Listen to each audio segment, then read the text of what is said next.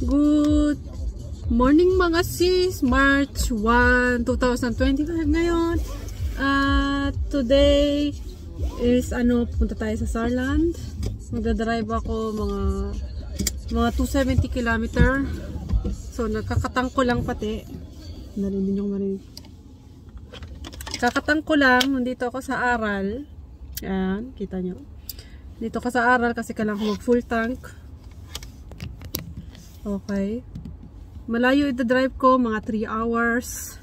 Meron din akong cool box sa likod. Meron din akong cool box.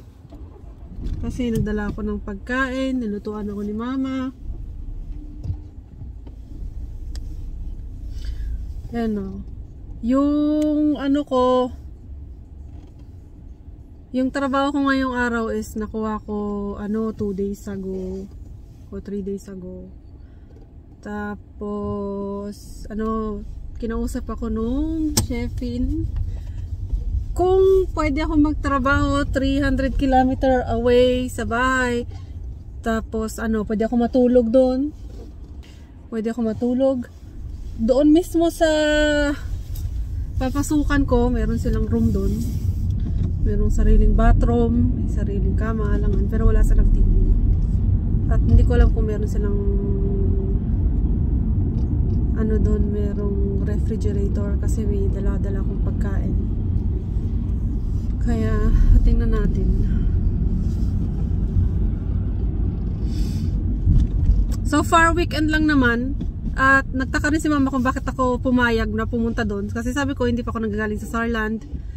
At gusto kong tingnan din yung paligid doon. Magtatrabaho din ako. At saka pwede rin naman ako matulog doon. At saka dahil doon sa tinitirahan ko ngayon, masyadong maingay kasi magpa-party sila this weekend. Carnival kasi ngayon, di ba? Mahaba carnival. Ito hanggang March dito sa atin sa NRV. Hanggang next week pa yon, hanggang Monday. Ang balik ko na nito ay Monday. Kasi bukas ng Sunday, magtatrabaho ako hanggang 9:30 ng gabi. Tapos hindi ako pwede mag-drive ng 3 hours additional pa uwi. Kaya masyadong mahaba. Kaya yun. Yun ang gagawin natin.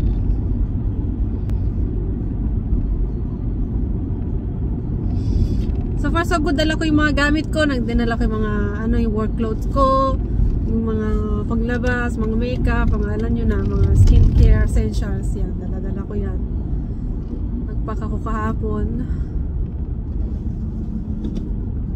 Yes. For the first time, gagawin ko to.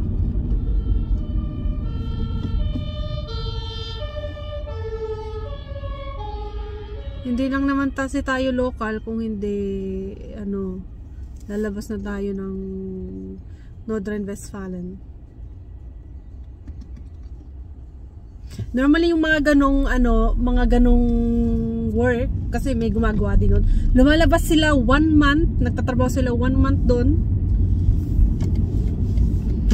Nagtatrabaho sila 1 month sa malayo sa kanila, siguro mga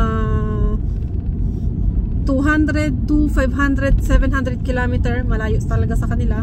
Nag-i-stay sila doon for 3-4 weeks, tapos uuwi sila for 1 week, tapos mapunta naman, maalis na naman sila. Yung ganun, medyo malaki-laki ang bigay nun kaysa sa mga ganitong local na trabaho. Katulad ng ginagawa ko yun, medyo malaki-laki kita nun. At saka of course, binabayaran din yung mga nila, yung stay nila doon, stay over nila. Hindi naman pwede na sila magbabayad nun. Kasama yun sa trabaho, kaya binabayaran yun ng bossing, di ba? Kaya yun. Pero this time hindi yun hotel, hindi yun hotel, hindi yun Airbnb, kung hindi yun, room yun na in-offer sa akin doon mismo sa place na yun. At saka maliit lang naman yung place na yun, hindi rin makalakihan yung pupunta mo.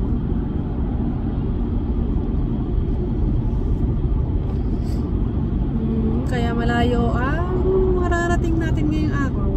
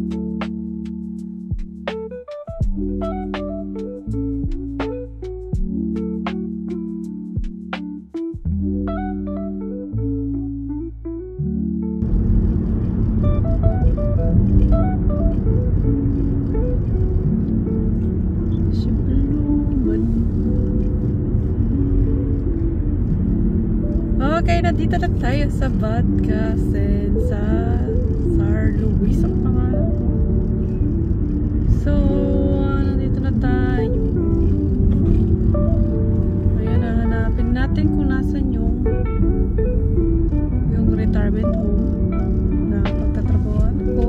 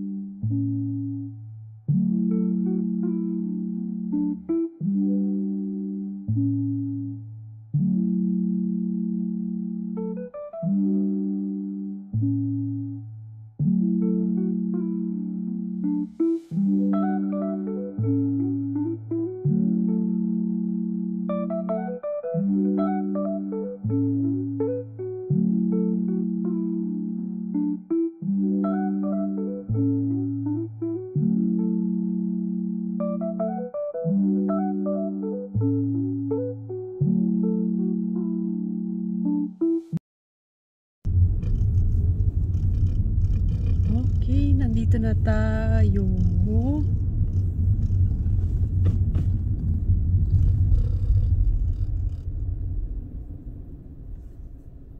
Ang tanong, saan ba ako pwede mag-park dito? Sandali. Saan pwede mag-park? Pwede mag-park. Oh! Walang pasukan doon. Sandali.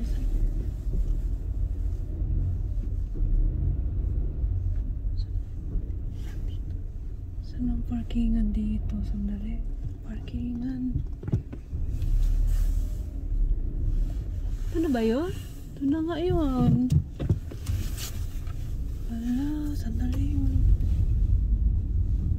No for besucher. DRK. Okay. Ayan, ito yung pwedeng natin parkingan dito. No besucher.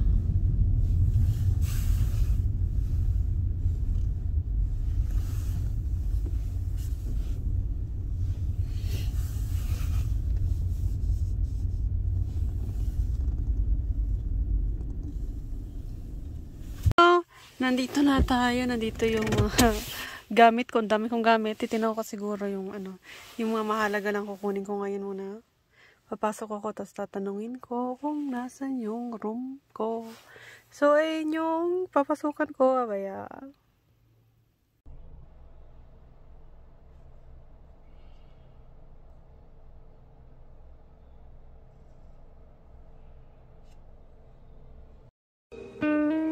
So, yes, mga sis, nandito ako sa work ngayon. First day dito sa retirement home na to. So far, mababait yung mga colleagues at saka yung mga patients ko dito. Since it's weekend, mostly naman tahimik sa mga retirement home. Kaya I love working on weekends. At yeah, for now, nagdo-document ako at ina-upsize ko, kiniklik ko yung mga ginawa ko sa computer. At yes, ito ay short before the shift ends. And yeah, I enjoyed the day. Super haba ng araw ko ngayon since nag-drive pa ako ng 3 hours nung umaga kanina. So, I'm feeling tired right now. And I'm happy if I get my rest later. So, nandito ako. Second day dito sa Saarland. Nandito kasi siguro mga 20 minutes malayo sa Innenstadt, sa Saarbrücken. Kaya, ayun, ngayon naman masyal ako. Kanina nanggaling ako sa fitness studio. Ngayon naman siya lang ako dito, malapit dun sa pinagtatrabawan ko. 11:30 na ngayon. Kaya tingnan paligid dito, no? Okay, hindi ito yung ano eh, hindi ito yung middle ng Saarbrücken. Bukas, so ngayong araw yung last day ko kasi 2 araw lang naman ako. Ang mangyayari niyan, babalik ako dito. Ay, ibig ko sabihin, matutulog ako dito. Tutulog ako dito. Tapos bukas, alis na ako ulit. Mahaba drive ko. Pinag-isipan ko na rin kung pupunta ako, mauwi ako, mabalik ako ngayong araw. Pagkatapos ng trabaho kasi masyado ng late. Kaya bukas na lang ako mauwi para sigurado na hindi ako ganong pagod sa trabaho. So, kung nakikita nyo na dito ako sa room, dito mismo sa pinagtatrabahuan ko, nandito ko sa baba. Tahimik dito kasi weekend. Kaya, ano na ngayon, 12:45 na ng hapon. At mag-aayos lang ako dito. Tapos, pagkatapos ko sa work ngayon araw, papahinga ako dito. Tapos bukas talaga na ako pabalik. So, just an hour ago nagpahinga ako. Medyo humiga lang ako sa kama at nag-relax. At yeah, nagbabasa ng Kindle. Kanina, nag-sport ako, diba? At medyo naman siya. Kaya, yun.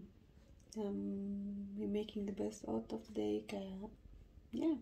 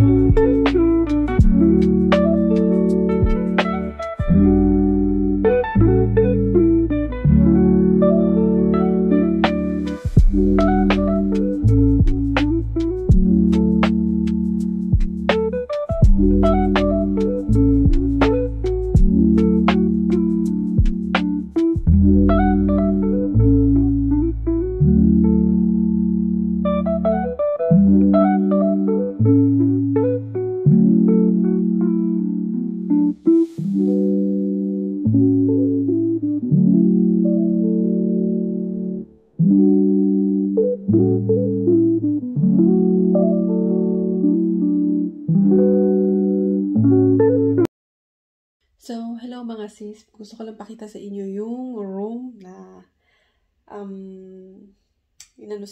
binigay sa akin for 2 days. Kasi malayo ako, diba? 270 km ako away from home. So, pakita ko lang sa inyo, maliit lang yung kwarto. Yun yung pinto. So, ayun yung kama. Ito yung mga gamit na susuotin ko mamaya kasi Sunday magtatrabaho ako. Ewan ko yung wheelchair nakalagay dun. Pero palagay ko stock room ito ng mga gamit. Or ewan ko. Or siguro special to sa mga patient na kailangan ng special attention na kailangan dito sila mag-i-stay or ewan ko, hindi nila sinabi sa akin. So, ayan, meron ditong bintana dito sa tabi na to. Ito yung cool box na dinala ko nung kahapon, kaso nga lang sira siya. Pero kumbaga naman, nilagyan ko siya ng ice kahapon at nag-stay siya ng malamig. So, meron ditong lamesa, maliit na lamesa at isang upuan. So, ayan, siya yan. Ganyan ang itsura niya. So, ngayon papakita ko sa inyo yung kitchen at saka yung bathroom. Papakita ko sa inyo. Ito yung bathroom. So, yan siya. Ayan yung bathroom niya. Malaki siyang bathroom, no? Sobrang laki.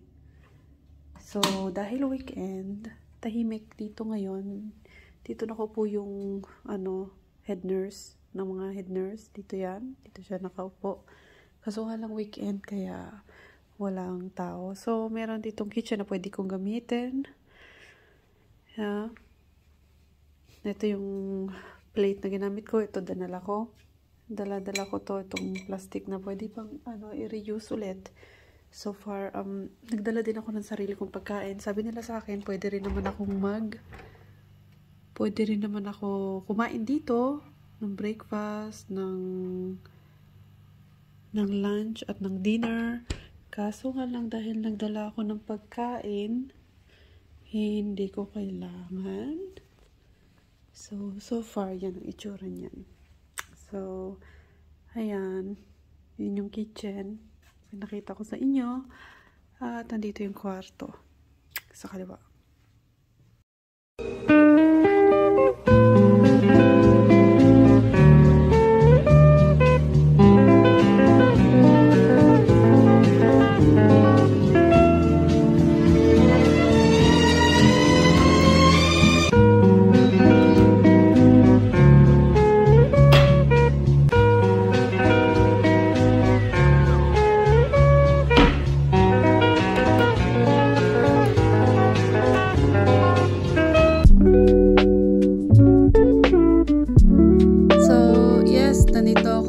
Nagte-treadmill, tumatakbo. Ginawa ko to for 10-15 minutes. Pagkatapos, bago ako nag-treadmill, pumunta rin ako sa mga Girete, mga ibang mga fitness devices ginamit ko. Pagkatapos, yun nga, for the last training for today, nag-treadmill. So, after nito, nag-drive na rin ako pauwi, 3 hours. Habang ako nagda-drive, kinausap ko yung yung magulang ko or messenger. Nag-usap kami para hindi boring kapag nagda-drive, at nakinig din ako sa music at nakinig din ako sa mga YouTube videos habang umuwi, at ang ganda ng weather ngayong araw. So, yes, that's all for my vlog for now dito sa Sarlan. And yes, thank you very much for watching my vlog, and I will see you in my next video. I hope you have enjoyed the vlog, and see you next time. Don't forget to follow us.